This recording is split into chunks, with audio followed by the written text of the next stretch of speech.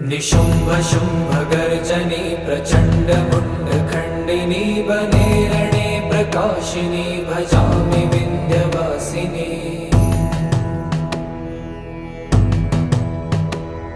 त्रिशूलमुण्डधारिणी धराविघातहारिणी गृहे गृहे निवासिनी भजामि विन्ध्यवासिनी।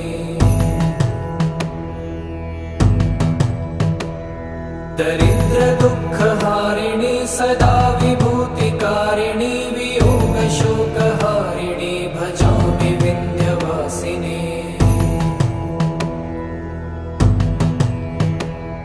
लसत्सुलोललोचनं लतासनं वरप्रदं कपालशूलधारिणी भजामि विन्ध्यवासिनी।